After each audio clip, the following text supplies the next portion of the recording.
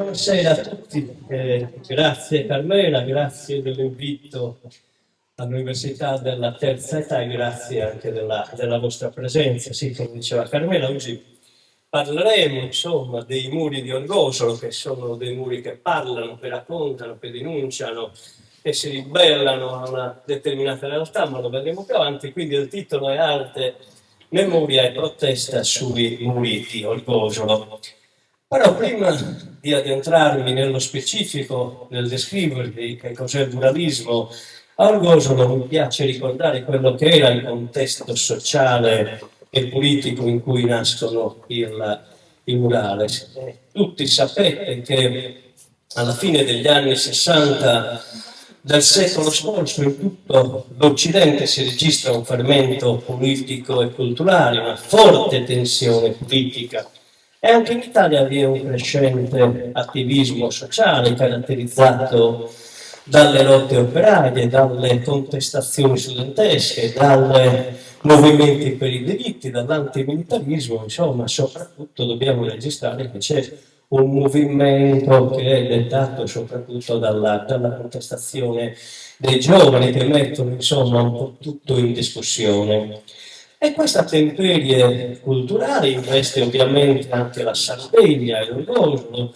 Ad Orgosolo dal 1967 opera un circolo giovanile che anima l'attività culturale e politica di Orgosolo e anche quella di protesta, come vedremo. E grazie al circolo giovanile Orgosolo diventa un centro di attività politica, di attività culturale, di attività sociale che favorisce un movimento di dissenso contro le ingiustizie, la repressione, la militarizzazione e lo sfruttamento del territorio. In particolare il circolo giovanile è protagonista di 3 momenti di protesta, uno nel novembre del 1968, che nella storia argolese poi è passato come i giorni della Repubblica di Orgosolo.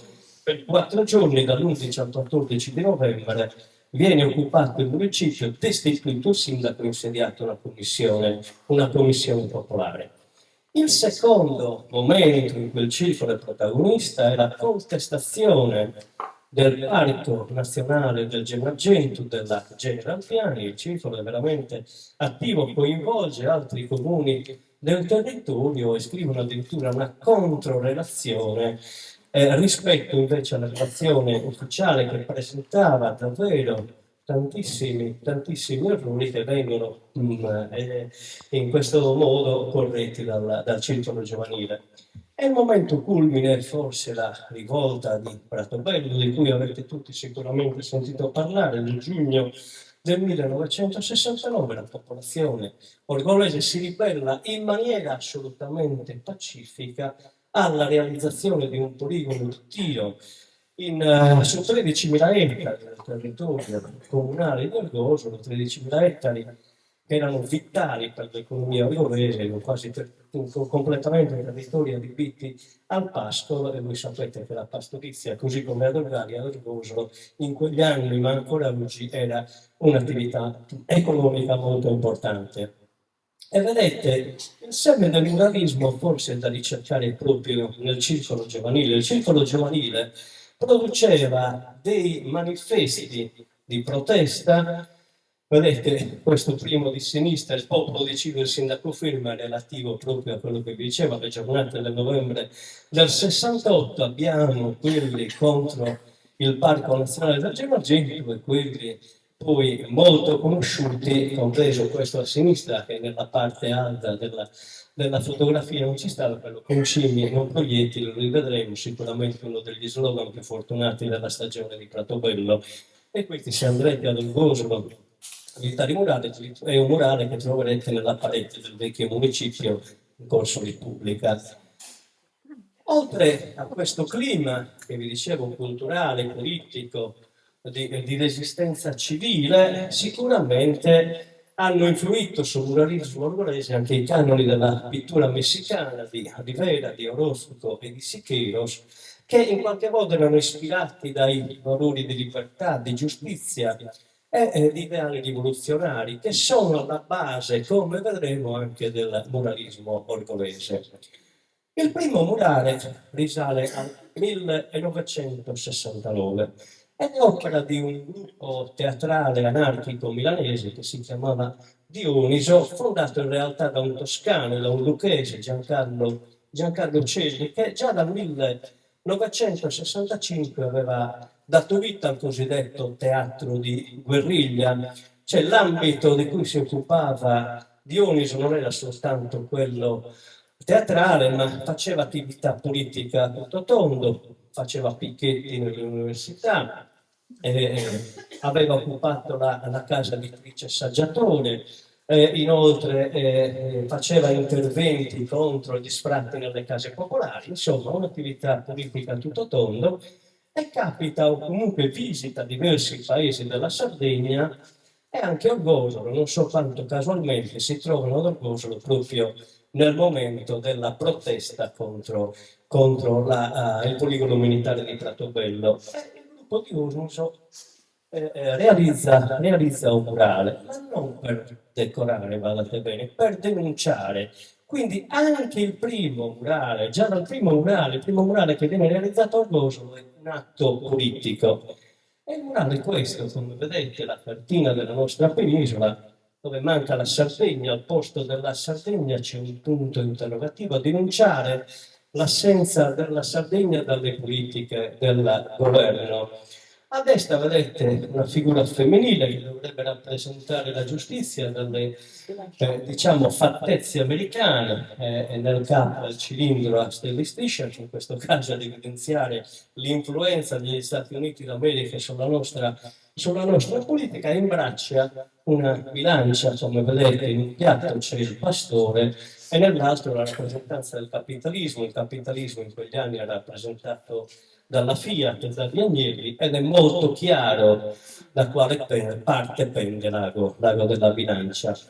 Questo murale in esistito era stato realizzato nell'attuale Corso Repubblica al periodo via Vittorio Emanuele, all'atto di una edicola, di una rivendita dei giornali, ed è stato riproposto adesso, come vedete, nella via Nuoro insieme ad altri murali.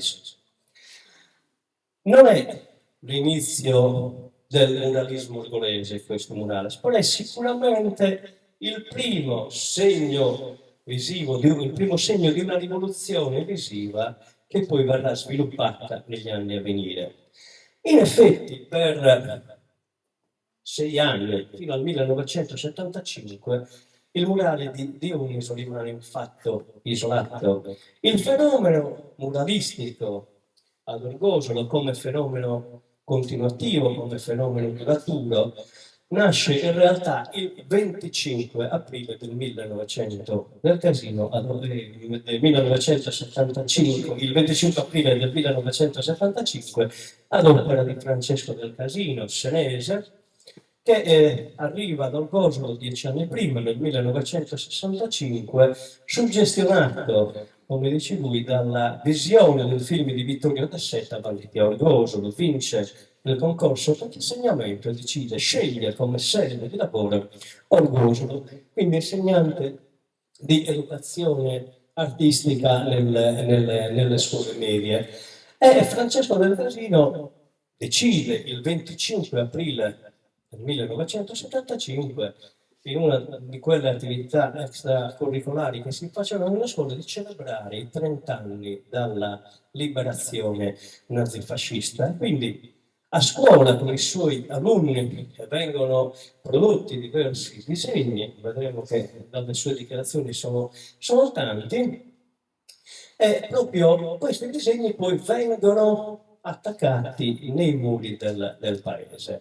E la cosa piace perché il paese da grigio diventa colorato, e da qui l'intuizione poi di ingrandirli e disegnarli sui muri. Vedete, questi sono tra i primi murales, come dicevo, per ricordare il 30° anniversario della Resistenza, che ci sono ancora oggi, ovviamente, sono stati restaurati, e poi ne verranno fatti anche altri per celebrare la Resistenza contro il nazifascismo. È lo stesso del Casino che ci racconta quindi come nasce il fenomeno muralistico orgolese. I primi murali nacquero per caso il 25 aprile del 1975, quando, dopo aver incollato sui muri della via principale del paese più di 100 manifesti, realizzati a scuola in una delle rare attività pluridisciplinari, ci accorgemmo che il paese era cambiato, era diventato un'esplosione di colori e di immagini. E questo ci portò a pensare di ingrandire alcuni di questi manifesti sui muri delle case. Tutto questo era favorito dal momento politico-culturale in cui si viveva. Francesco dice che nacquero quasi per caso, ma poi dice che era il momento culturale. Ovviamente la nascita del muralismo non è casuale, ma è figlia di quel clima politico di cui parlavamo prima e di cui parla anche Del Casino, è anche frutto di quella coscienza collettiva che in quel periodo rispetto a determinate tematiche esisteva. Quindi dal 25 aprile del 1975 il muro ad Orgosolo diventa manifesto politico. E da quella data poi il progetto piano piano si fa più strutturato. Vedremo che Francesco Del Casino coinvolge non soltanto i suoi alunni delle scuole medie, ma i giovani, l'intera comunità orgolese, si può dire. Francesco Del Casino quindi è la figura centrale del muralismo orgolese, quindi abbiamo detto un insegnante e un artista, forse anche un visionario, se pensiamo a quello che oggi costituisce il muralismo orgolese. E la grande poi intuizione di Francesco Del Casino è che lui non realizza, come abbiamo detto, i murales da solo, non li progetta nemmeno da solo, ma coinvolge, come vi dicevo, l'intera comunità. Cioè la comunità partecipa non soltanto nella realizzazione materiale del murale, ma anche con l'apporto di idee e non solo, come vedremo più avanti. Quindi l'approccio di Del Casino non è solamente artistico, ma anche didattico, come vi dicevo, perché coinvolge la scuola, ma anche sociale, in quanto viene coinvolta l'intera comunità. Quindi, grazie ai murales, l'arte diventa uno strumento pedagogico, uno strumento partecipativo. L'arte, come vedremo, anche come impegno politico e come azione di protesta, ad esempio, contro la repressione dello Stato o di resistenza contro la sottrazione dei diritti comunitari, come dicevamo prima per quanto riguarda Pratobello. Attraverso il muralismo quindi non si impara soltanto a dipingere, ma si impara a pensare, si studia la storia perché prima di realizzare un murale che comunque trasmette un messaggio bisogna studiare quello che si va a dipingere e si sviluppa uno spirito critico, critica sociale e politica che caratterizzerà, come vedremo, i murales di Orgosolo.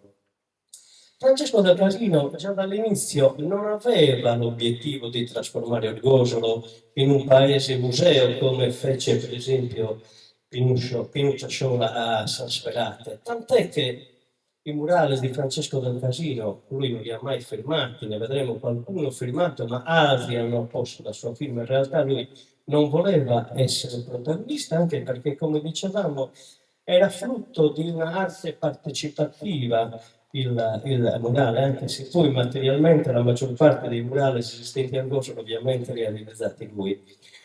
Quindi la figura di Francesco Del Casino sicuramente è stata determinante, ma al contempo dobbiamo sottolineare davvero quell'humus culturale, quel clima politico e civile che c'era a Oslo come in tante comunità in quel periodo, che è stato determinante affinché il fenomeno si radicalizzasse e si sviluppasse così come lo conosciamo oggi.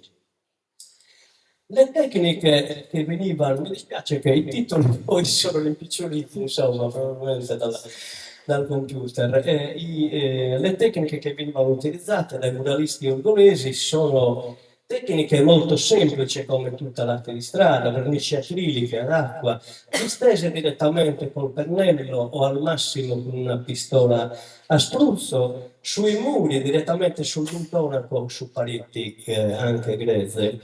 E la maggior parte delle volte il disegno viene fatto a mano libera, qualche volta anche con l'ausilio della proiezione di bozzetti sul muro. Perché questa scelta di materiali? Vi sono due ragioni fondamentalmente. Intanto perché sono materiali facili da reperire e secondariamente perché sono dei materiali estremamente deteriorabili e quindi sono funzionali al rinnovo continuo dei murales se un messaggio non è più attuale. Cioè la comunità deciderà di ricontagiare quel murale soltanto se ne sente il bisogno, altrimenti il murale verrà sostituito con un altro che ha un messaggio più attuale o più significativo. Quindi anche, vedete, la deteriorabilità è una scelta politica ben precisa. Un murale non è per sempre, può anche scomparire, perché si tratta di arte viva, non di museificazione o di arte eterna. Nel tempo, Francesco del Casino, come altri artisti ortolesi, che adesso utilizzano anche altri materiali per realizzare anche altre opere che esulano strettamente dal muralismo. Vedete, questa è la strada che da Orgosolo porta al muro, vedete già che c'è l'utilizzo della ceramica e del ferro. In quest'altra che è stata realizzata proprio nel Bivio di Monte, in quelle aree dove c'era la resistenza della popolazione angolese contro l'esercito, il poligono di tiro, anche in questo caso vediamo un'opera realizzata per il cinquantenario, quindi nel 2019, anche questa opera, come vedete, realizzata da Francesco del Casino e da Pino Muggiano. Anche in questa opera si utilizza, oltre diciamo, alla pittura, vedete soprattutto il ferro e la ceramica. Quest'altra opera è interamente in ceramica, che si è apposta sul muro, realizzata da Francesco del Casino per celebrare i 60 anni invece dei Banditi al Goslo, quindi nel 2021 dedicata a Vittorio De Seta, cittadino onorario del Goslo, così come cittadino onorario Francesco del Casino. Ancora, questa è stata realizzata sempre per i 50 anni di Paratobello, all'uscita del paese, mentre si sale verso Montes, verso quei territori di cui parlavamo prima, ed è stata realizzata da Zizumore e Gianfranco Fistrale. Vedete anche questo in ferro con le sagome, rappresentare che cosa? Si usciva a piedi, in macchina, ma soprattutto con i camion, e quindi rappresentare i manifestanti sopra il cassone del camion che salivano verso Montes, verso Pratobello. Qual è lo stile artistico del muralismo origolese?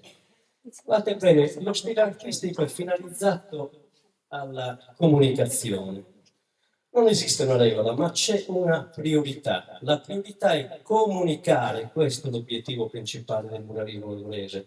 Il messaggio viene prima dell'estetica, quindi non c'è una finalità artistica, ma c'è una finalità culturale, di comunicazione, e un'altra caratteristica è che il murale deve essere comprensibile, deve essere accessibile a tutti.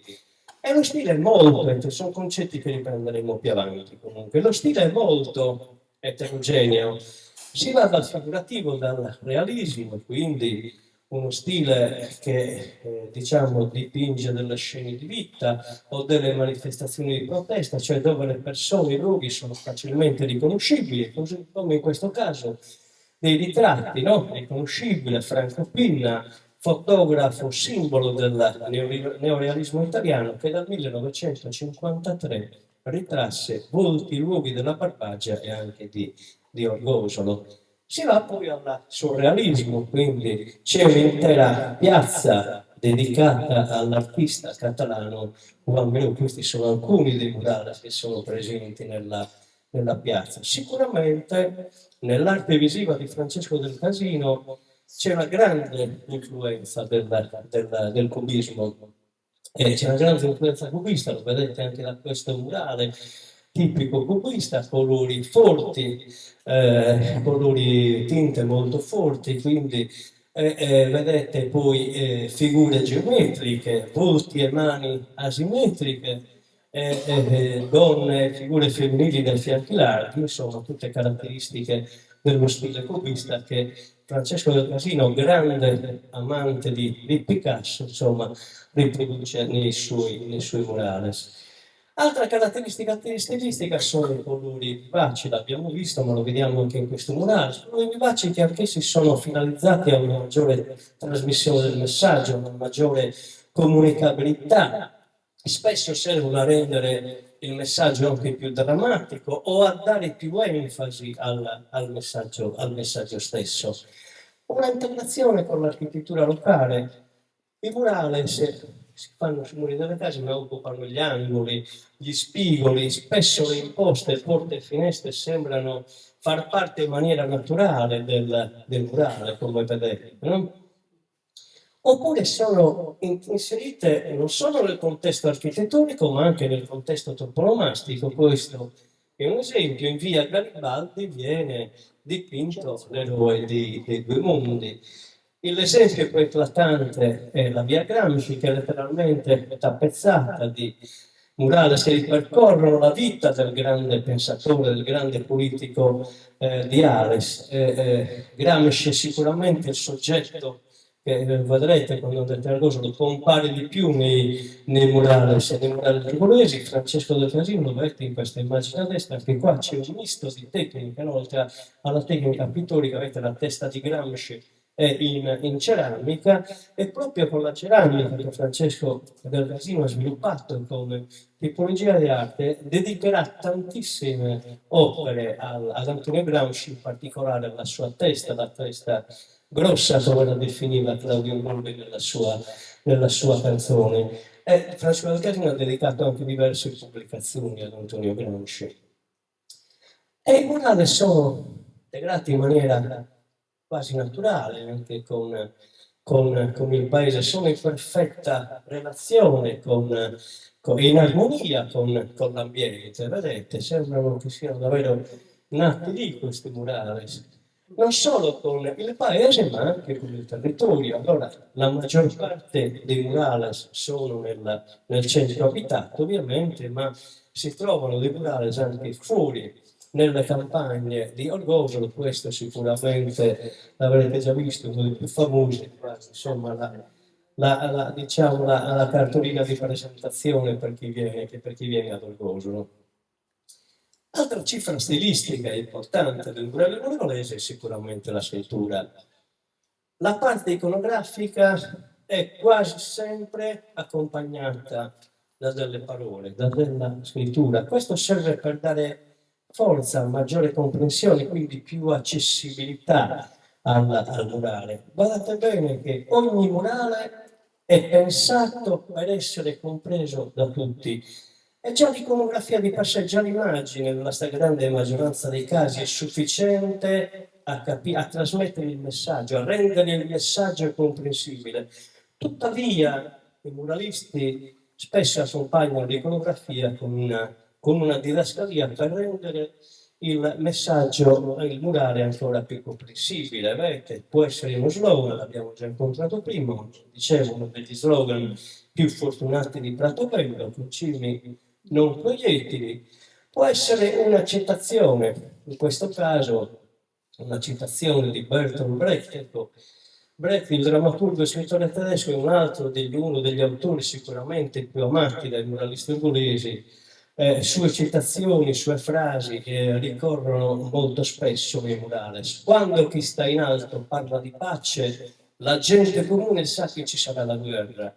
Quando chi sta in alto maledice la guerra, le cartoline placette sono già state compilate. Questi sono invece riferimenti letterari. A sinistra riconoscerete Massimo Truisi e Pablo Neruda. Massimo Truisi, protagonista del film Impostino, tratto dall'omonimo romanzo del grande scrittore cileno. In questo caso c'è una poesia di Neruda tratta dall'Ode al gatto, in cui lui elogia l'autenticità del gatto, mettendolo quasi in contrasto con l'insoddisfazione umana di altri esseri viventi. Vedete, l'uomo vuole essere pesce uccello, il serpente vorrebbe avere le ali, il cane è un leone spaesato, l'ingegnere vuole essere poeta, la mosca studia per rondine, il poeta cerca di imitare la mosca, ma il gatto vuole essere gatto. A destra invece una frase dello scrittore russo Tolstoi: solo ipocrisia e impostura a tutti i piani per attuare la povertà delle masse con l'elemosina dei ricchi.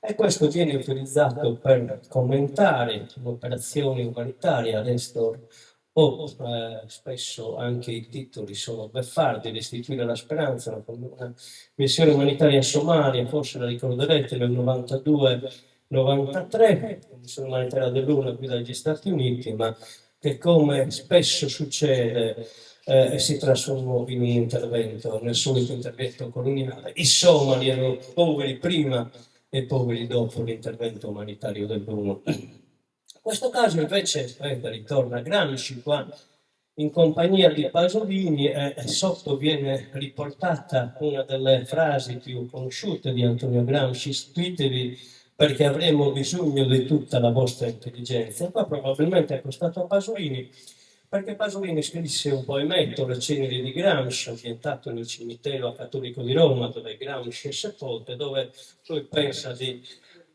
parlare direttamente con lui e di riflettere sulla società e sulla politica italiana del dopoguerra.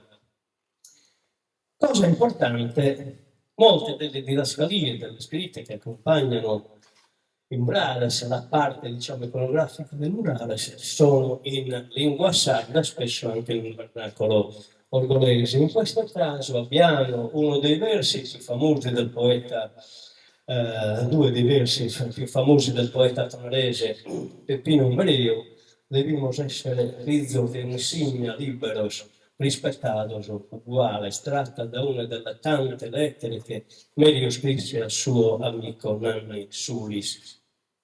Qua invece abbiamo, sempre in lingua sarda, due murales che celebrano la rivolta di Pratobello.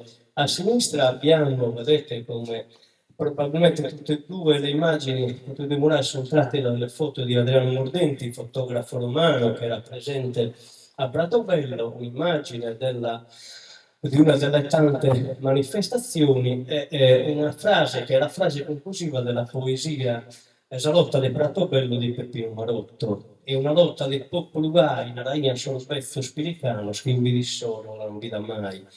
A destra sempre un'immagine, vedete, militari con i civili, con la popolazione civile di Orgollo, e invece in questo caso ad accompagnare l'iconografia c'è una frase tratta dalla canzone Pratobello di Giuseppe Niccolò Urbano Marzotto: in veste del trattore plurale arriba carro armato sul cannone, si truppa già del masillo da addestrare. Lingua sarda è un altro elemento che rende l'arte muralistica un'arte partecipativa. Vedete, del casino, i murales erano completati da parti scritte sia in italiano che in sardo, in prosa come più spesso in poesia. A volte qualche testo poetico veniva composto sul momento dai vari poeti in lingua che c'erano in paese e partecipavano alla creazione del murale. In questo senso i murali di Orgosolo possono essere definiti anche come opere collettive senza un registro unico. Quindi anche la scrittura fa parte dell'arte partecipativa di cui parlavamo poc'anzi. Il muro quindi, abbiamo detto, diventa manifesto politico, ma anche poesia collettiva.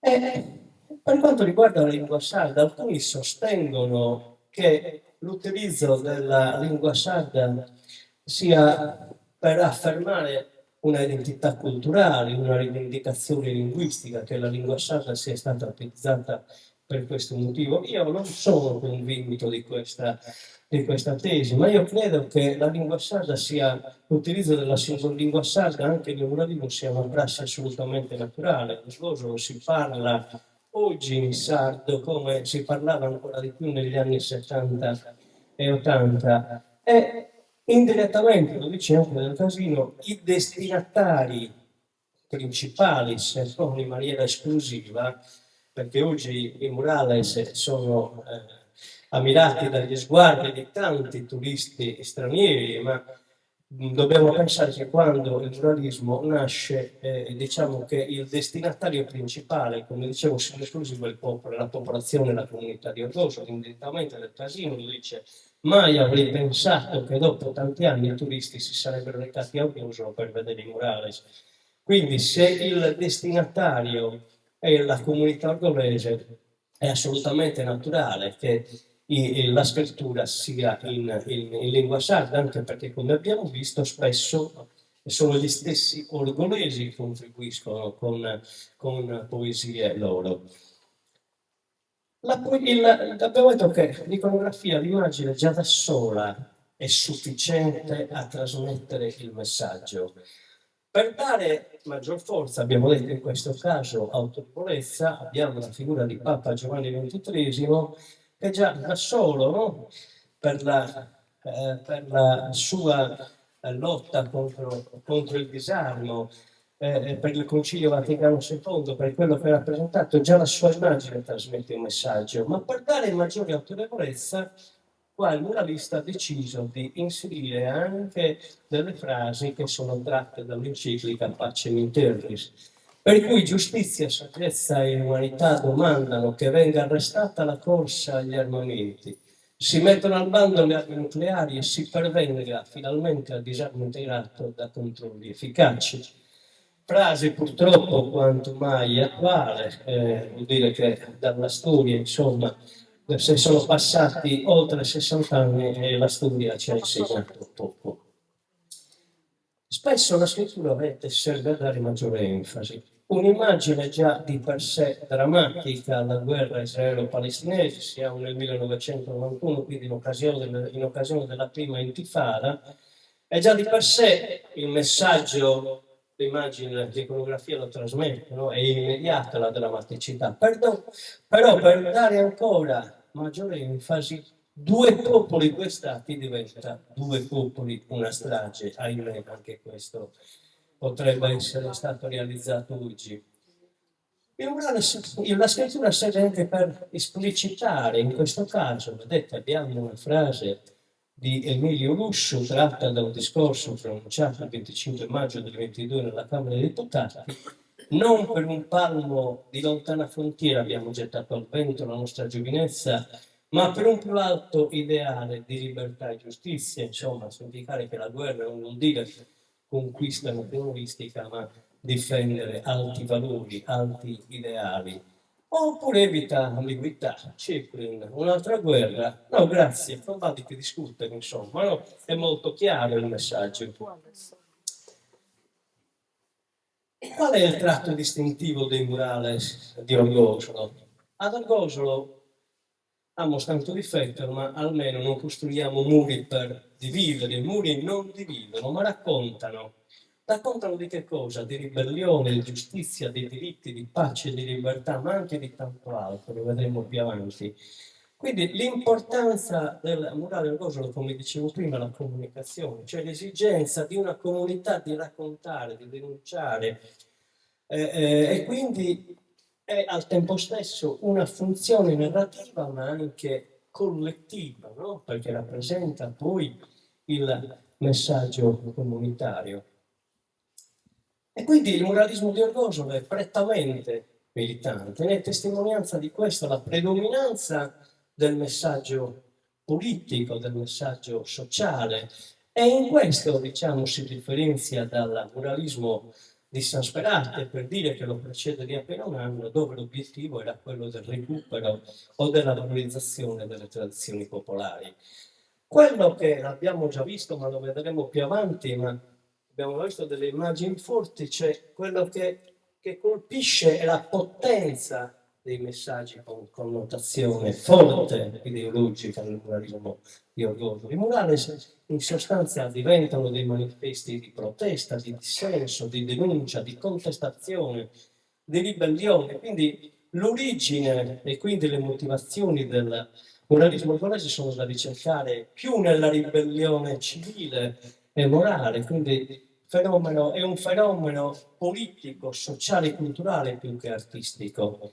Poi bisogna sottolinearlo, i murales, lo vedrete quando andrete, qualcuno di voi li ha già visti, hanno una grandissima valenza artistica. Altri testi distintivi sono la funzione educativa, l'arte partecipativa, lo strumento murales come strumento non solo di informazione, ma anche di controinformazione. È una cosa che caratterizza il muralismo argolese sicuramente l'internazionalismo con una particolare sensibilità terzomondista, come vedremo. La funzione educativa, con il murale c'è uno stravolgimento percettivo dell'assetto urbano del Gobbo, c'è un impatto visivo straordinario, c'è un'esplosione di colori, cioè il murale non li puoi ignorare, ci devi far conto, no? Perché passeggi, li vedi, ti fermi e leggi quello che c'è scritto, è impossibile non vederli o ignorarli. Per cui i murali parlano a chi passeggia per le vie, per cui per tutti i ragazzi della mia generazione, ma non solo, il muralismo ha avuto una funzione di educazione civica, apprendimento, ma anche, vedremo più avanti, interpretazione della storia, anche della nostra storia di Sardi e di Orgolesi, spesso ignorata dai libri di scuola, no? O quasi sempre. Ma è stata, come dicevo, la caratteristica internazionale del muralismo di Gorgo, la conoscenza di altri mondi, quindi apertura al dialogo, al confronto. E permettetemi, in un paese alquanto brutto dal punto di vista architettonico, è stata anche educazione all'arte e al bello. Seconda caratteristica, abbiamo detto, il muralismo, l'abbiamo già accennata come arte partecipativa, cioè alla realizzazione del murale c'è una partecipazione popolare, Del Casino chiama, coinvolge, la popolazione risponde, partecipa.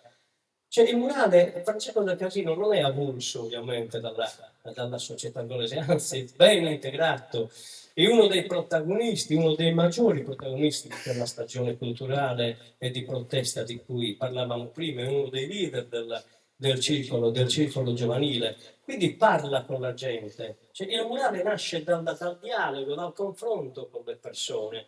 Qui abbiamo detto che la popolazione partecipa in termini di idee, di proposte, di poesia, quindi di scrittura, oltre che nella realizzazione materiale. Quindi il processo creativo è un processo creativo collettivo, dialogico, comunitario.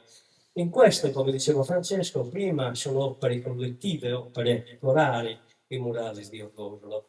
E lui stesso, poi che lo dice anche qui, no? Alla realizzazione del murale partecipavano in prima persona una miriade di ragazzi, di cui ero l'insegnante di educazione artistica, e anche persone che, pur non toccando i pennelli, partecipavano attraverso la critica alla proposta dei temi politici, testi poetici, eccetera. E vedete, l'arte partecipativa c'è da parte della popolazione anche nell'attività di restauro dei murali, quindi sono diversi muralisti che si occupano della restaurazione dei murali, tra cui Teresa Podda, Lina Sanna, Benedetto Urbano, Maria Luisa Muni e anche altri, ma partecipa anche la popolazione locale. Qua c'è una mia zia Popanna, allora ottantenne, un paio di anni fa, che come vedete partecipa alla restaurazione di un murale dedicato alla lotta operaia. Quindi possiamo dire davvero che forse ha sviluppato anche il senso di appartenenza al muralismo, no? Il senso comunitario e collettivo. È un mezzo al quale quindi il murale, gli abitanti di Orgosolo affidano la loro parola. In questo senso possiamo dire che portavoce di una comunità, che è davvero l'arte e la voce, l'arte diventa davvero la voce di un popolo.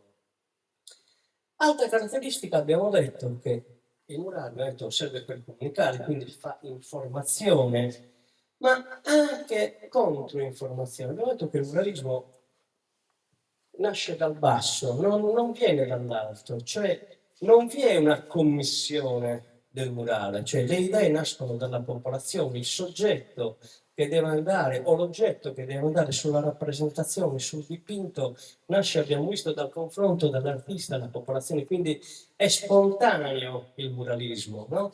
Quindi è una cronaca dal basso, abbiamo detto che i murali si raccontano, denunciano. Che cosa raccontano? Spesso raccontano quello che viene sottaciuto dai media, oppure una storia che abbiamo letto sui nostri libri di storia non appare. Quindi il pluralismo come informazione in risposta al silenzio mediatico e scolastico, ma anche controinformazione, cioè una narrazione alternativa a quella ufficiale, un modo diverso di vedere gli avvenimenti storici. Abbiamo qua, ad esempio, un murale dove si parla del generale Luigi Calogero, che è passato, diciamo, nonostante Caporetto alla storia come l'eroe della prima guerra mondiale, comunque come un salvatore della patria. Bene, Cadorna non viene celebrato dal murale, viene messo in discussione, viene ritenuto responsabile di tante morti in guerra. Il generale Luigi Cadorna, massimo responsabile degli eccidi della prima guerra mondiale, soldati morti su tutti i fronti, quasi 9 milioni, soldati italiani morti quasi 600.000, invalidi e mutilati ugualmente mezzo milione, 117.000 dispersi e altri oltre 200.000 fucilati perché non volevano partecipare alla guerra, volevano farla finita con la guerra. Oppure in un momento di forte revisionismo storico, nei 50 anni dalla liberazione contro il nazifascismo, quindi siamo nel 1995, il murale delle Api, che sono un gruppo che si ha per pseudonimo le Api, che sono quasi tutti allievi di Francesco del Casino, che sono stati molto importanti nella storia del muralismo angolese, ci ricordano, dicevo, in un periodo di forte revisionismo storico nel 1995, che la marcia continua, che i valori di democrazia e di libertà sono ancora importanti oggi. E poi, dicevo, l'altra caratteristica è l'internazionalismo con questo sguardo terzomondista, no? Quindi nei murales di Arcosolo compaiono davvero le lotte e le ingiustizie del mondo intero, e vedremo un murale più avanti dedicato a Ernesto Che Guevara, dove c'è estratta una frase che Che Guevara scrive ai figli e che rappresenta più o meno lo spirito, diciamo, del terzomondismo angolese. Orgoglio, insomma, diventa una finestra sul mondo, un piccolo comune della Barbagia, però dallo sguardo internazionale. Basta bene, questo è un elemento molto importante, nel senso che oggi abbiamo internet, col telefono ci possiamo collegare, possiamo sapere quasi in tempo reale ciò che succede in tutto il mondo, ma negli anni 70-80 non era così. Quindi questa attenzione particolare della comunità orgolese verso quello che succedeva nel telemondo, soprattutto verso le ingiustizie, è davvero ragguardevole. Le tematiche di Murales, le tematiche sono tantissime, sono varie. Io qua ho fatto un elenco, ma che non è assolutamente esaustivo: resistenza popolare, lotta per la terra, protesta in opposizione alla repressione dello Stato, dissenso politico, in particolare però opposizione al potere, denuncia della povertà e delle ingiustizie sociali, quindi l'anticapitalismo, la lotta di classe, denuncia delle condizioni di lavoro, rivendicazione di diritti, femminismo, contestazione delle guerre e antimilitarismo, emigrazione. C'è un elenco che non è assolutamente esaustivo, però c'è un filo rosso che lega più o meno quasi tutti i murali angolesi: sono la ribellione, diritti, giustizia, eguaglianza, solidarietà, pace, libertà. Quello che possiamo dire è che quasi, insomma, tutti i murali, ogni murale, insomma, rappresenta una pagina di storia.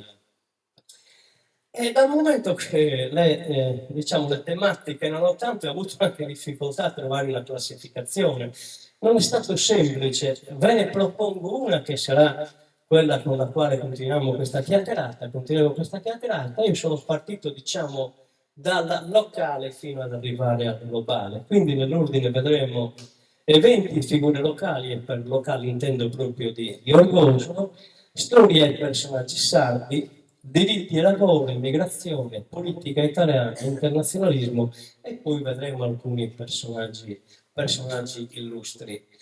Partiamo dagli eventi e lotte locali. Questo è un murale che è un'invocazione a Dio in un anno particolarmente siccitoso, doveva essere differente dal suo anno che siamo in da Santa. Usto Deus ritenimoso erduru e malo asimore, stabba e ripedimos pur per le voi, insomma, un'invocazione per un anno di siccità che ovviamente vale per il Godo, ma potrebbe essere esteso anche ad altre comunità. Questo invece ricorda un evento storico importante.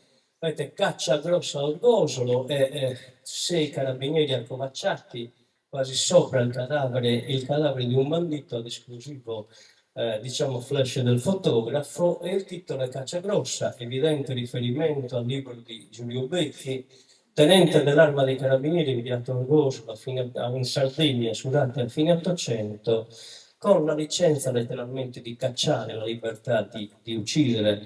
Precisamente, questo specifico si rivolge alla strage di Murgliai del 1899 in territorio di Orgosolo, dove furono ammazzati 4 banditi e perirono anche i 2 rappresentanti dell'Arma. Questo è uno dei tanti murals, ne abbiamo visto 2 prima, ma ce ne sono tanti dedicati alla lotta di Pratobello. Mi fa piacere farvi vedere questo perché è accompagnato da una parte di una straordinaria poesia di Antonio Scini, poeta di Saruli. La prima parte di Sarule, la prima parte ve l'ho riportata a destra perché dalla fotografia non si legge. Duvilino, che è una zona dove c'è un sito archeologico, ma era una delle zone che erano oggetto del contendere nella realizzazione del poligono di Tiro nel 69, a Duvilino il 19 giugno del 1969 i pastori di Orgosolo, le donne dei pastori di Orgosolo e i figli dei pastori di Orgosolo erano la lotta dell'uomo. A Duvilino ho visto i pastori di Orgosolo, erano grandi, avevano il pugno chiuso. A Duvilino ho visto i macigni di granito, guardavano i pastori. A Duvilino ho visto i poliziotti dei padroni, erano piccoli, guardavano il pugno chiuso dei pastori. Questo invece è un murale dove c'è un estratto del telegramma di solidarietà con la popolazione di Orgosolo che Emilio Russo, proprio in occasione di Pratobello, inviò l'allora presidente della regione del Rio. Quanto avviene a Pratobello contro pastorizia, agricoltura e provocazione colonialista. Bisogna riandare al periodo fascista per simile arbitrio. Perciò mi sento solidale incondizionatamente con pastori e contadini di Orgosolo che non hanno capitolato. Se fossi in condizioni di salute differenti, sarei in mezzo a loro. Questo invece è un murale che ricorda un'antica consuetudine, una tradizione probabilmente millenaria che c'era ad Orgosolo, che era quella del Suvardao, cioè si usava vardare, cioè in qualche modo preservare i terreni comunali dal 15 marzo al 15 maggio in modo diciamo, da permettere la crescita del manto erboso, dell'erba. In un anno evidentemente particolarmente avario di piogge, il murale del 1978, alcuni pastori decisero di non aderire all'antica consuetudine. E qua vediamo un pastore con lo sguardo perso nel vuoto e dal dubbio amletico. Guardiamo o non guardiamo? Ma è questo il problema. E quindi a ricordare comunque una tradizione, una consuetudine che probabilmente, come vi dicevo, millenaria, che scompare insomma alla fine degli anni 70. Usi locali, ne parlavamo con qualcuno prima che mi chiedeva, ci sono queste opere di Francesco del Casino e di Pino Muggiano, che sono, vedete, fatte soprattutto in ferro e in ceramica, ed è una rivisitazione dell'antica consuetudine dell'Apra Manalista. Sicuramente avete sentito parlare, c'era sicuramente anche ad Agari, e quindi ricorda la figura di Sommo Analizzario. La mattina si usciva all'alba, bisaccia in spalla, con dentro pane e formaggio e qualche frutto di stagione. Quando le capre erano arrivate al punto prestabilito, le portavo fuori paese al pascolo, dove si trascorreva l'intera giornata. D'inverno le riportavo all'imbrunire e arrivato in paese ognuna prendeva la via di casa. Un'altra è dedicata a quest'altra capra, Barbiana. Mi ricordo i miei primi anni a Rosolo, queste capre che la sera rientravano, ognuna prendeva il suo viottolo scansando le poche macchine che c'erano. C'è un percorso di tutto Sapra Manuela, quindi ve ne propongo soltanto due, ma se andrete ad Rosolo vedete tutto il percorso, ci sono altre opere e anche qualche murale di Francesco del Casino dedicato proprio a Sapra Manuela. Figure locali, anche qua ve ne propongo qualcuna, sono tante, una dedicate a delle persone di Orgosolo che hanno contribuito con la loro professionalità, con la loro cultura, con la loro arte, insomma, a rendere Orgosolo un paese migliore, hanno dato un contributo importante, quindi la loro memoria viene ricordata con i murales. Qua abbiamo due donne che ribadiscono quindi la tradizione del bacco da secca, che a Orgosolo è ancora viva, che fu portata alla fine del 1600 dai Gesuiti. Ad Orgosolo si radicalizzò e ancora oggi, vi stavo dicendo, è viva, tanto che si è sviluppata una specie autoctona conosciuta come razza o varietà Orgosolo, dal tipico colore giallo che viene poi utilizzato per confezionare parti del costume di Orgosolo, in particolare il copricapo del costume femminile giuriunzo. E nel fianco vediamo una quartina trista dorata, filo del trammar, mano falata zeghiaia mamma, c'è di Sio Giovanni Pira, poeta orgolese, che ricompare spesso, quindi un poeta amato dai muralisti pugliesi. Vedremo che sue poesie ricompaiono spesso nei murales di Orgosolo. Quest'altro murale è dedicato a zia Elisabetta Lubiculi, battezzata dall'antropologo nuorese Raffaello Marchi, la Sibilla Barbaricina. Zia Elisabetta faceva largo uso delle erbe della medicina tradizionale per guarire diverse malattie, ma oltre a queste capacità terapeutiche sapeva a quanto pare leggere e interpretare l'animo, i turbamenti dell'animo umano. Questo è dedicato a Sigfried. Tutti noi siamo passati, diciamo, nelle sapienti mani di Sigfried di Spina, che oltre ad essere, come vedete, maestra e parte, la levatrice, era una donna che sapeva davvero ricomporre strappi, ricomporre lussazioni, slogature, insomma, contusioni, insomma, con le sue abili mani davvero ha guarito tantissimi problemi ossia a molti ragazzi di Orgoglio. Tanto si strappa, si slogatura fino a se sendezza e se arressa, non sa curato sia i trispina. Un altro dedicato a Zio Pipino Pinna, vedete, Serafino Spigia, ma conosciuto a Orgosolo come Zio Pipino Pinna, poeta, il suo il sonetto che vedete riportato sul murale, scrittore, ma soprattutto apicoltore, ha scritto anche un bel libro, Le api nella tradizione popolare sarda, davvero un grande intellettuale che è un grande conoscitore della cultura locale, ha dato un contributo davvero inestimabile alla cultura orgolese. Qua lo riconoscerete probabilmente perché Cucù, attore bambino nel film Bambini di Orgoglio, nella figura di Ciabatta del film Sonettaula del vostro compaesano Salvatore Meri. A proposito di Sonettaula, Zio Pippino Pinna ha fatto anche l'attore, è stato il nonno di Sonettaula nel film. E Peppe Cucù è stato protagonista anche in uno degli ultimi film di Mereu, Veneto. Qua abbiamo un murale dedicato a Zio Giuliano Rias, poeta e cantore di Orgosolo. In alto non si legge, c'è qualche frase tratta da una poesia Isabella Sopramontina che lui canta ed è rappresentata, vedete qua da questo murale coloratissimo di Teresa Porra di Vincenzo Floris che rappresenta insomma una danzatrice, una ballerina con i costumi i colori stilizzati del costume di Orgosolo. E mi piace pensare che sia un murale così allegro perché Zio Giuliano era una voce che metteva grande allegria al tenore. Qua invece è dedicato a un altro cantore, in questo caso una Mesuova, Zio Giovanni Lovico, noto col suo proverbio e sul distro di Cocca, accompagnato da una frase pronunciata da Zio Rimurro Piras, uno dei più grandi, se non il più grande poeta improvvisatore della Sardegna. Quando io alle periodo, come lui chiamava Zio di Cocca, quando io alle periodo palla sagare garantia, come a dire che la straordinaria voce di Zio di Cocca punia de buona multa vina sospoenza.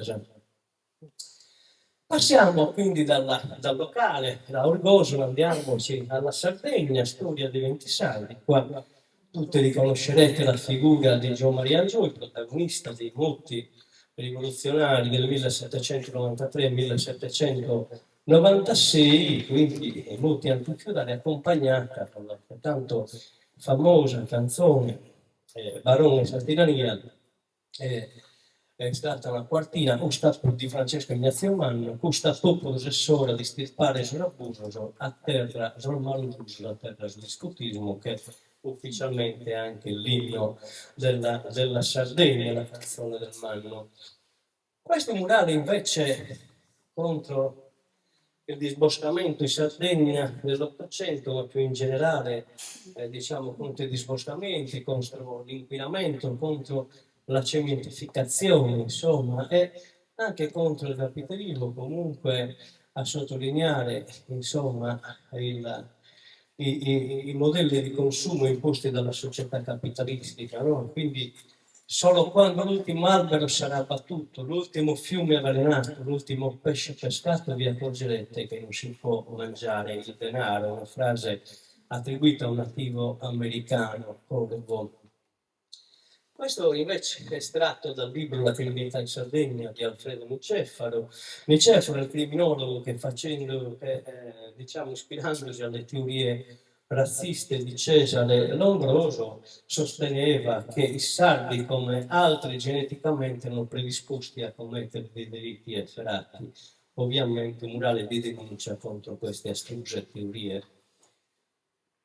Questo è un murale invece contro l'occupazione militare, contro le servitù militari, contro le basi nate in Sardegna. Viene evidenziato che in Sardegna 180.000 ettari sono occupati dalle basi militari. Qua a sinistra vediamo un muto del zio Peppino Marotto, la bomba americana partita terra a terra per la colpi di una colomba. La bomba americana, se vi succede di guerra, diventa una tomba tutto nuovo resa terra isolana. Questo è dedicato al problema delle carceri. Il problema delle carceri è stato trattato molto dai moralisti pugliesi, in particolare da Pasquale Guesco, già dalla fine degli anni 70. E questo è dedicato a Aldo Scardella, vittima di un clamoroso errore giudiziario. Nel 1985 a Cagliari fu commessa una rapina in un supermercato e ammazzato il titolare. Fu imputato del delitto Aldo Scardella, che fece 6 mesi in carcere di duro isolamento che lo portarono al suicidio. Poi risultò innocente, quindi attenzione anche in questo murale al problema delle carceri, della giustizia. Passiamo alle figure sarde. Questo è il nostro premio Nobel, grazie a Deledda, una frase tratta da uno dei suoi romanzi più famosi, Canne al vento. Siamo proprio canne al vento, siamo canne e la sorte è il vento. Murale dedicato al grande artista di Orani, pubblicitario, ma anche diciamo, progettista per architetti. Una delle figure più straordinarie del Novecento, ma non sardo, ma a livello mondiale, diciamo che è celebrato in tutto il mondo e forse lo celebriamo poco in Sardegna. Questo è dedicato invece a Pinuccio Sciola, ne abbiamo già parlato, artista di San Sperate, è una frase di Michela Muggia che dice sotto le sue mani cantavano anche le pietre, le famose per la suonadora di Pinuccio Sciola. Questo è un murale dedicato a Fabrizio De André, c'è anche Augusto Daurio poi nel dipinto, è una frase tratta da preghiera in gennaio dedicata a Luigi Tenco: Dio di misericordia, il tuo bel paradiso lo hai fatto soprattutto per chi non ha sorriso, per quelli che hanno vissuto con una coscienza pura. L'inferno esiste solo per chi ne ha paura. Questo è un altro, ho messo De André e Gigi Riva, in realtà non sono sardi, ma sono sardi d'adozione, ma sardi a tutti gli effetti, e quindi dedicato a Rombo di Tuono, a sinistra, vedete, accompagnato anche in questo caso da un muto di zio Giovanni Pira, da sa terra lombarda, o Gigi Naschido a Castiglio Ribau per giocare a pallone, da sa terra lombarda, eterno campione del fama ripestito, isso è onorato tutto il riso la sarda. E invece adesso è una bellissima frase che dice tanto della personalità di Gigi Riva. No? La Sardegna mi ha dato affetto e continua a darmene. La gente mi è vicino come se ancora andassi in campo a fare gol, e questa per me è una cosa che non apprezzo.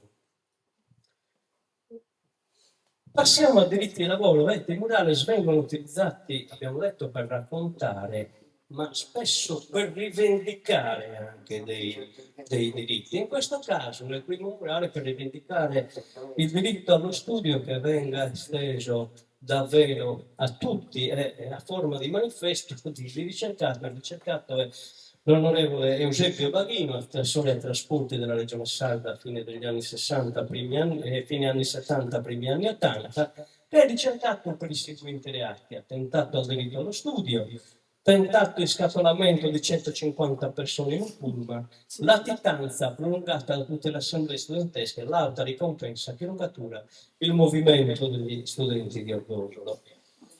Questo invece a denunciare le multe sul lavoro, la sicurezza sul lavoro. Nello specifico si riferisce a un incidente capitato a Ottana nel 1975, dove morirono 3 operai, tra cui Angelino Floris di Orgosolo. Morirono fulminati da un cavo di un'alta tensione che toccò la gru su cui lavoravano. Vedete, a sinistra c'è una poesia del poeta operaio di Porto Marghera Ferruccio Brugnaro, e a destra vedete invece dei versi in sardo che sono insomma una critica a quella che è stata l'industrializzazione nel centro Sardegna. Che invece di legare in esa stanca, hanno fatto una fabbrica essa morte, ormai dessa terra ed essa banca. Questa è dedicata invece diciamo, alle condizioni di lavoro dei minatori del Sulcis, in particolare. Se avessi saputo in che cosa consisteva la vita di miniera, avrei fatto 100 anni di latitanza piuttosto che consegnarmi a quel lavoro. Ancora un murale che rappresenta insomma, il movimento operaio, quindi la lotta operaia, ma anche forse una critica a quel piano di rinascita che non ha soddisfatto le attese dei sardi, ma ci sono anche cartelli, come vedete, sempre la Sardegna di rinascita, non base militare, quindi ha anche l'accento antimilitarista. Questo invece è un murale che ricorda, diciamo che è dedicato alla lotta per l'emancipazione femminile, a 70 anni esatti, fatto l'8 marzo del 78, a 70 anni esatti da quando nel 1908 a New York morirono in una fabbrica 129 donne che vivevano rinchiuse dentro dal padrone, morivano in un incendio. Vedete, donne unite per l'emancipazione e la liberazione, una parità reale nella famiglia e nel mondo del lavoro. Compare anche uno di quei manifesti famosi della lotta di Pratobello a sottolineare che le donne sono state protagoniste determinanti nella lotta di Pratobello.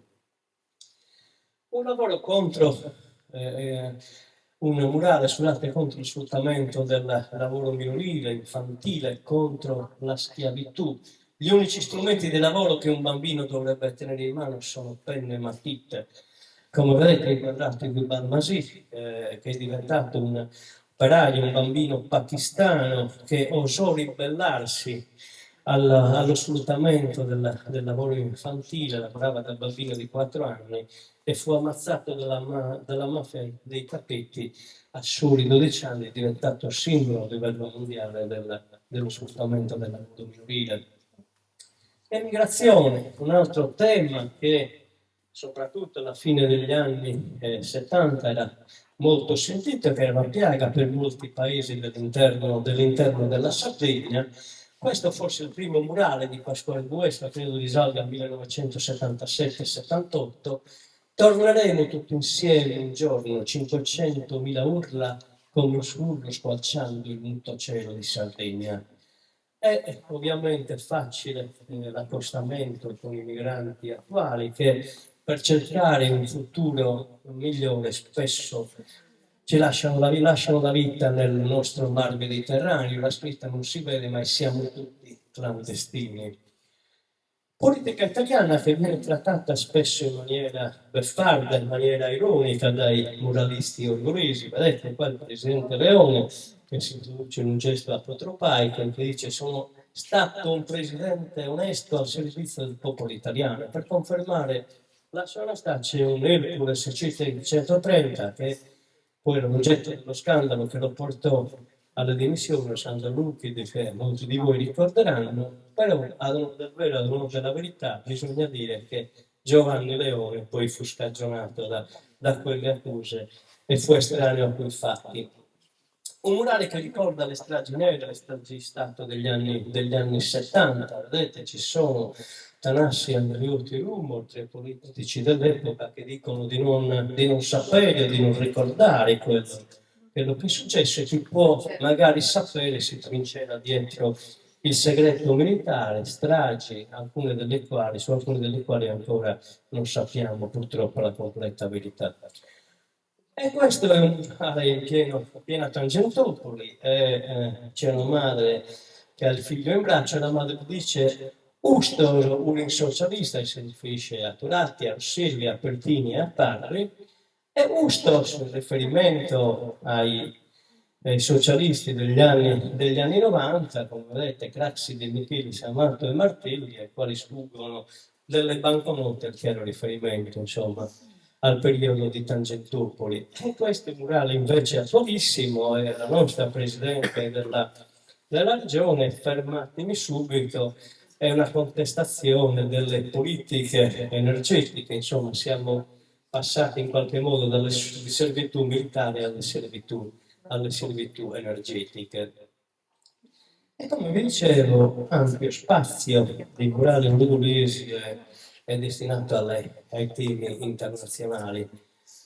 Partiamo da un murale che è stato realizzato in occasione del bicentenario della Rivoluzione francese, quindi nel 1989, con gli ideali di libertà, eguaglianza e solidarietà, fratellanza, che purtroppo sono utopia ancora oggi per molti popoli della terra, e quindi è bene tenerle sempre a mente.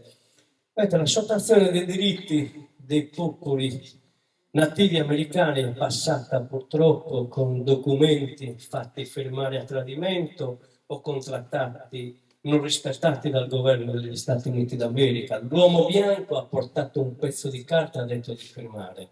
Quando abbiamo imparato l'inglese ci siamo accorti che con quel documento avevamo perduto la terra. Toro lento su. Questo è un murale dedicato invece a Picasso, in particolare ricorda, scritto esattamente per i 50 anni dell'inizio della guerra civile spagnola, ricorda una delle opere più celebri di Picasso, la Guernica, che ricorda a sua volta la cittadina basca distrutta dall'aviazione nazista nel 1937. E vedete, sulla destra c'è il Guido di Dolore, un poeta spagnolo, Miguel Hernández, che partecipò direttamente alla guerra civile spagnola, o in Spagna della mia vita o in Spagna della mia morte, e il suo grido di dolore. E qua riconoscerete la figura, insomma, del socialismo buono, rassicurante del presidente cileno Salvador Allende, ammazzato durante il colpo di Stato l'11 settembre del 1973. I militari fascisti cileni aiutati dalla CIA con un colpo di Stato e bombardarono del palazzo presidenziale dove si trova il presidente Salvador Allende. A destra in spagnolo, quindi vedete, nella lingua originale, si aggiunge all'italiano e al sardo, e ci sono anche altre lingue che compaiono in murali sanguinesi, ed è l'ultima frase che Allende pronunciò alla radio prima di essere ammazzato. Sappiate che più prima che poi si apriranno dei grandi viali dove passerà l'uomo libero per costruire una società migliore. Questo è un murale che ricorda la guerra del Vietnam, e in particolare ancora oggi interviene il governo degli Stati Uniti in teatri di guerra, e qua ricorda l'intervento dell'America, degli USA, nella guerra del Vietnam per evitare, per ostacolare l'unificazione tra il Vietnam del Sud e il Vietnam del Nord, e poi sappiamo tutti come è andata a finire. Questo invece è un murale che ricorda alla strage di piazza Tiananmen, quando il regime comunista cinese represse con la violenza la ribellione di studenti, di operai, di intellettuali che volevano una società più democratica, volevano una stampa libera, volevano che venisse posta fine alla corruzione e portò alla violenza e all'uccisione di centinaia, se non di migliaia di manifestanti. A Tiananmen, il 1° ottobre del 1949, non si vede bene dalla scritta, Mao Zedong aveva celebrato la rivoluzione cinese. A Tiananmen, 40 anni dopo, il regime comunista ha perso il mandato del cielo. Ancora due immagini di un teatro, di una zona che è teatro di guerra, purtroppo ancora oggi a sinistra, un murale di Pasquale Guesca, in occasione della prima guerra del Golfo del 1991, a ricordarci che le guerre non sono mai fatte per liberare i popoli dalle loro dittature, ma sono sempre mosse dai produttori di armi, comunque sempre per interessi economici. E a destra quante stragi di innocenti per la fine di un tiranno, la destituzione di Saddam Hussein, siamo nel 2006, ma se questo l'applichiamo all'Iran è attualissimo anche oggi. Questo è invece dedicato al G8 di Genova del 2001, quando gli 8 grandi della Terra si riunirono per decidere le sorti economiche del mondo, che erano destinate ai giovani, che si mossero in massa, ricordate il movimento Global, perché volevano che cosa? Un mondo meno escludente, volevano un mondo migliore. E tutti ricorderete le atrocità, le violenze che furono perpetrate nei confronti dei manifestanti, dei giornalisti e nella scuola Diaz, nella caserma di Bolzaneto, una delle pagine più drammatiche della nostra storia recente, dove davvero furono sospesi i diritti costituzionali. Questa è una drammatica sequenza, qua siamo nel 2000, quindi nella seconda intifada, un padre che cerca di difendere, padre palestinese, che difende il suo bambino dai proiettili israeliani e purtroppo non ci riesce, come uccelli, sogni e speranze volano via, nessuna catena riuscirà a tenerli, niente sulla terra fermerà la libertà. Anche questa è una scena drammatica ancora attualissima. In occasione, l'anno scorso, quando in uno dei momenti più alti del genocidio che l'esercito israeliano commetteva nei confronti del popolo palestinese, e quando i coloni israeliani occupavano illegalmente le terre della Cisgiordania, un gruppo di ragazzi di Orgosolo ha dipinto questa scalinata in solidarietà con il popolo palestinese, con la lotta del popolo palestinese, con la bandiera della Palestina. Personaggi illustri, icone del mondo contemporaneo, figura che conoscete tutti, non ha bisogno di grandi commenti, aggiungiamo solo che la sua lotta non violenta è stata determinante per l'indipendenza dell'India dal dominio coloniale britannico. Rosa Luxemburg e Clara Zetkin, due donne, una socialista e una comunista, due economiste, due filosofe, ma la loro importanza soprattutto da sottolineare perché dedicarono la loro vita per l'emancipazione femminile e combatterono affinché le donne avessero più diritti, in particolare il diritto di voto. Abbiamo nominato prima Che Guevara, vedete la frase che vi dicevo, che un po' riassume lo spirito internazionalista del muralismo angolese. Una lettera alle figlie e figli, soprattutto siate capaci di sentire nel più profondo del cuore qualunque ingiustizia commessa contro chiunque in qualunque parte del mondo. È la qualità più bella di un rivoluzionario. Ancora Don Milani è un murale dedicato alla sua straordinaria esperienza della scuola di Barbiana. Se si perdono i ragazzi più difficili, la scuola non è più scuola. È un ospedale che cura i sani e respinge i malati. Ancora dedicato a Mikhail Gorbaciov, che fu autore dal 1985 di quelle riforme economiche che sono poi conosciute con il nome della perestroika, che portarono in pochi anni alla dissoluzione dell'Unione Sovietica e degli altri regimi comunisti satelliti. Dedicato questo murale al trentennio della morte di Paolo Borsellino e Giovanni Falcone, simboli della lotta contro la mafia, e sopra vedete frase famosa di Falcone: gli uomini passano, le idee restano le loro tensioni morali e continueranno a camminare sulle gambe di altri uomini. E poi vedete quattro donne, una porta un cartello dove c'è scritto: la legalità inizia in famiglia.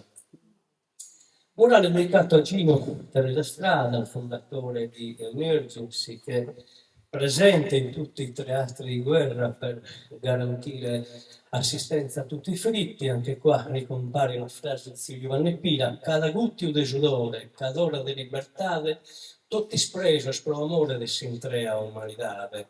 È una delle frasi più famose di Gino Strada: io non sono pacifista, io sono contro la guerra. E questo è un murale dedicato a Pepe Mujica, presidente dell'Uruguay dal 2010 al 2015, che oltre ad essere protagonista di importanti riforme sociali e per aver risollevato l'economia del suo paese, qua viene celebrato soprattutto per la sua sobrietà, perché continua a restare povero anche da presidente della Repubblica. Chi accumula denaro è un malato, la ricchezza complica la vita. Butti la vita quanto getti ciò che hai pagato con il tempo. E poi anche un'altra frase, vedete: non sentire vergogna di indossare gli stessi abiti, non avere un gran cellulare o andare in un'auto vecchia. Vergogna è fingersi di essere qualcuno che non si è. E questo è dedicato a Carlo Levi, in uno dei suoi tanti diari di viaggio, uno l'ha dedicato alla Sardegna, tutto il miele è finito. E questo invece è una locandina, sempre un omaggio a Vittorio De Sette, agli attori borgolesi che furono protagonisti di quel film. È la cosa particolare che questa locandina, questo murale fatto a mo' di locandina, è stato dipinto proprio nello stesso posto dove venivano affisse le locandine del cinema Fontana, un cinema che era presente a Gozo credo fino alla fine degli anni 70, giusto? Primi anni 80, insomma. Fine anni 70, primi anni 80. Passiamo a un altro argomento che mi preme insomma comunicarvi, che è quello: qual è la funzione del muralismo nel tempo. In proposito esistono due tesi. La prima sostiene che il murale nasce per comunicare immediatamente qualcosa, cioè che il murale serve per veicolare un messaggio indipendentemente dalla sua durata nel tempo, cioè la funzione del murale muore nello stesso momento in cui il murale viene realizzato, cioè la sua forza espressiva, la sua forza comunicativa ha efficacia, perde la sua efficacia, ha efficacia solo nel momento in cui il murale viene rilevato e porta in sé la sua stessa obsolescenza. E i propulsori di questa tesi dicono che c'è il rischio che col tempo i murales diventino una commemorazione, una pratica commemorativa del passato o attivismo, o ancora peggio una forma di attrazione turistica, per cui il muralismo rischia di assumere la funzione di memoriale, di museificazione. Loro dicono no, i murales devono scomparire naturalmente nel tempo e non siamo d'accordo pertanto al restauro. Un'altra tesi invece dice che in un momento in cui si parla di perdita della memoria storica, in cui tutto scorre velocemente, si parla di società usa eccetera, in cui le notizie durano il tempo di un battito d'ali, loro dicono che invece il muralismo è un patrimonio artistico e culturale da proteggere. E se un murale veicola un messaggio che è ancora attuale, ha ancora la sua funzione, assume ancora la sua funzione, Per cui se un murale continua a parlare, a comunicare con i passanti, con le persone che lo guardano, la sua funzione è ancora viva. Quindi loro dicono che la cancellazione anche di un solo murale interrompe la trasmissione della memoria e cancella parte della nostra storia. Loro dicono, guardate che la memoria non è solo ricordare, ma la memoria serve a interrogarci anche del presente e nel presente, a capire il presente e forse anche il futuro. Per cui dicono la memoria è importante, i murales che sono ancora attuali, che tramandano valori attuali, vanno restaurati. È difficile, cioè entrambe le tesi, schierarsi con una con l'altra tesi, entrambe le tesi io credo che presentino delle motivazioni di fondo valide. Se ci pensiamo, il muralismo stesso Orgosolo è nato per ricordare, no? Per celebrare, abbiamo detto, i 30 anni della liberazione dal nazifascismo, quindi per ricordarci di valori come quelli della democrazia e della libertà, abbiamo detto che sono eterni, che sono sempre validi, per cui quei valori erano validi nel 1975 e sono validi oggi, 50 anni dopo. Per cui se si dipingono dei murales per ricordare Gino Strada, piuttosto che Pepe Mujica, piuttosto che Fabrizio De André, non è solo per ricordare quelle persone, ma è per trasmettere i valori che quelle persone hanno rappresentato. O ricordare Aziz Triello, Aziz Pino Pinna è importante per la nostra comunità, per capire queste figure cosa hanno lasciato alla nostra comunità. Certo, bisogna dire che il muralismo nel tempo ha perso la forza contestatrice originaria, si è affievolita sicuramente questa carica, è meno conflittuale oggi, è meno dirompente, è aumentata, diciamo, è diminuita, scusate, la protesta ed è aumentata la commemorazione, questo senza dubbio. Poi, come dicevamo, se ci sono dei murales che sono espressione di valori che non dipendono dal momento storico in cui sono stati realizzati o dal fatto storico, cioè quei valori che vedevamo prima della rivoluzione francese sono attuali e saranno sempre attuali, sono dei valori eterni.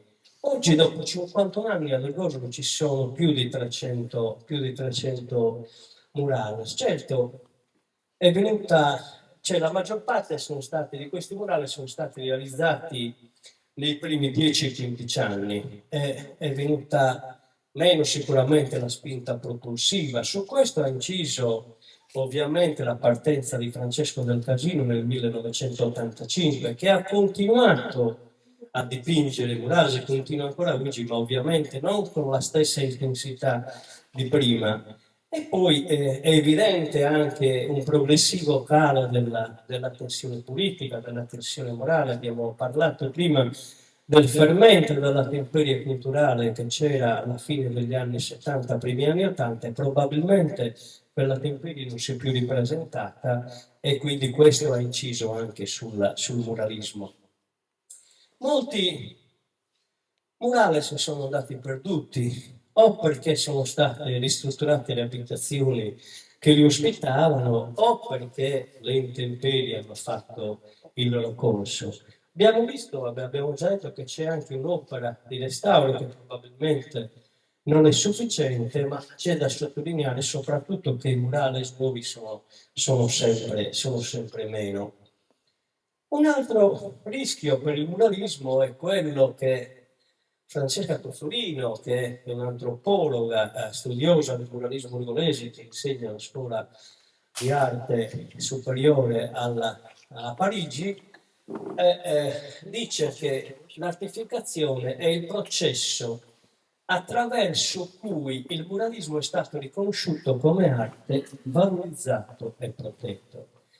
E lei dice che c'è un rischio evidente che il muralismo da espressione spontanea e critica civile, come abbiamo visto è nato ad Orgollo, rischia di trasformarsi a patrimonio culturale tutelato e valorizzato a fini turistici.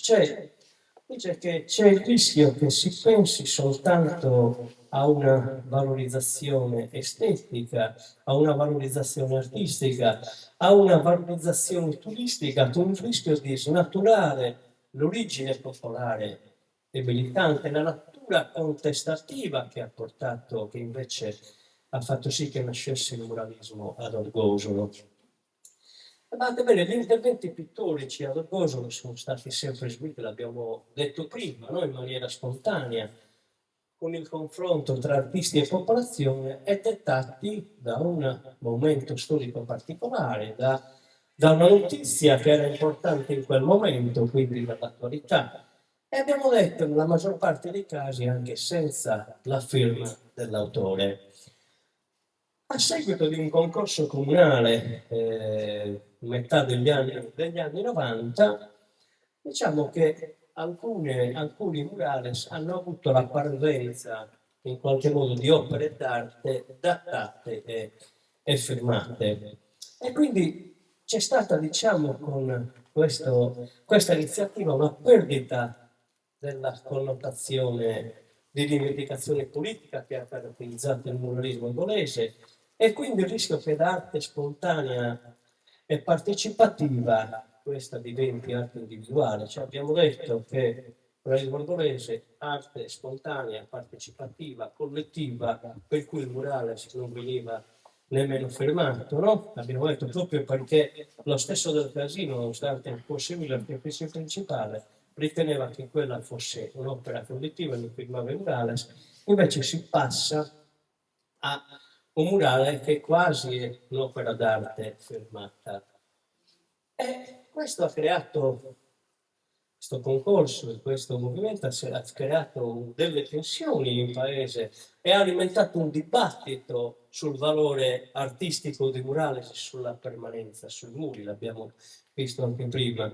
Alcuni intellettuali, non solo locali, hanno definito quella manifestazione una manifestazione anticulturale e le api che abbiamo già incrociato, abbiamo detto il gruppo molto importante nella storia del muralismo orgolese, cancellarono una delle loro opere, che è questa, che era in via di Vittoria, dove c'era il murale sul G8, poi è stata rifatta nel corso Repubblica, vedete, il corto maltese, il soggetto di Ugo Pratt, che è simbolo della libertà, insomma, e della ribellione. E in tempi più recenti alcune amministrazioni comunali hanno commissionato dei murales. Abbiamo detto che la caratteristica importante del murale borgolese è che nascono dal basso, nessuno li commissiona, è un'arte spontanea, cioè dettata dall'attualità e chi decide il soggetto, l'oggetto o l'oggetto del murale è la popolazione insieme all'artista, quindi nasce da, abbiamo detto, questo processo creativo dialogico, no? Partecipativo. E invece nel momento in cui è un'amministrazione missionaria rurale, probabilmente anche l'oggetto di quel murale, non è più arte, ma probabilmente propaganda. C'è un pericoloso, tra virgolette, un processo che è un acceleratore pericoloso dell'artificazione ed è il turismo. Abbiamo visto che Del Casino prima ha detto mai avrei pensato che tanti anni dopo dei turisti venissero a vedere i murales a Dogolo. Oggi la domanda è, i murales si realizzano pensando anche al fatto che verranno i turisti ad ammirarli?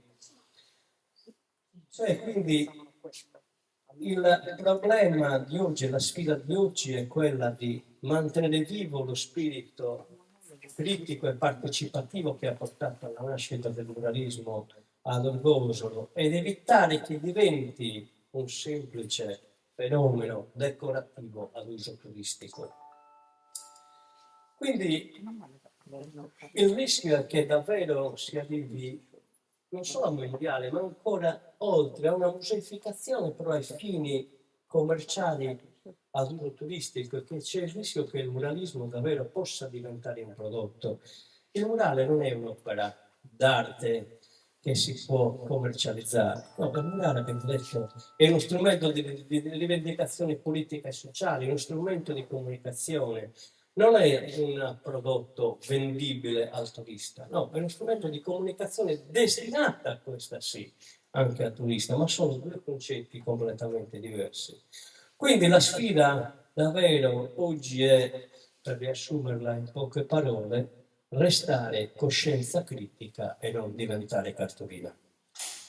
Bene, io ho finito, vi faccio soltanto l'elenco dei muralisti, spero di non averne dimenticato. Non ci sono tutti, o meglio, ci sono tutti quelli orgolesi, ma è impossibile ricordare tutti i muralisti non orgolesi che sono venuti da fuori, che hanno magari realizzato un murale in un'occasione, a parte Dioniso, insomma, che abbiamo visto precedentemente, però tanti sono venuti. Il murale sul G8 di Genova è stato fatto anche da dei genovesi che erano presenti al Gogol, quindi abbiamo detto Francesco del Casino, Pasquale Puesca, Vincenzo Floris, Gianfranco Fistrano, il gruppo delle Appi, Sebastiano Corria, Teresa Porra, Lina Sanna, Francesco Montigi, Massimo Cantoni, Lino Cioffi, Pino Lugiano, Benedetto Rubano, Carla Monni, Maria Luisa Monni, questi sono tutti orgolesi, adesso qualche uno che non è orgolese, Dieva Spruni, Pinamon, Mano Invisible e Janina Anzulevici, che hanno con il loro estro, con la loro fantasia, con il loro genio, con la loro arte, hanno fatto di Orgosolo un paese a colori. Per le fotografie ringrazio Pechino Manca, Pepino Rubano, Gianni Minicucci e Marco Gallus. È una bibliografia minima, se qualcuno volesse approfondire, anche se presumo che siano tutti e tre fuori commercio, non so se si trovi quello di Banondria, sono notati male, quello ha saltato l'impaginazione a sinistra, i murales politici della Sardegna di Pietrino Urbano e Gianfranco Fistrale, quello centrale, il muralismo Orgosolo e di Titino Manca, e il murales di Orgosolo e di Banondria Pireta. Ricordo solo poi la tesi di laurea di una all'epoca studente di Orgosolo nel 2003, sono orienta a Cagliari con una tesi dal titolo Murales di Orgosolo. Abbiamo sentito Francesca Cozzolino prima a proposito dell'artificazione, come vedete ha scritto diverse pubblicazioni sui murales di Orgosolo, Roberta Vanali, muralismo sardo nel contesto sociale del caso di Orgosolo, Luigi Agus, muralismo in Sardegna. E vi saluto con due immagini che ahimè ne abbiamo bisogno, no alla guerra, almeno non il mio nome. Questa invece è una scalinata che è stata collocata dai ragazzi dell'Azione Cattolica di Orgosolo qualche anno fa, in occasione, ogni anno a gennaio festeggiano la festa della pace, hanno colorato questa scalinata con i colori della pace e hanno scritto la parola pace in tutte le lingue del mondo, ma mi sembra che non sia stata di buon auspicio. Grazie della attenzione.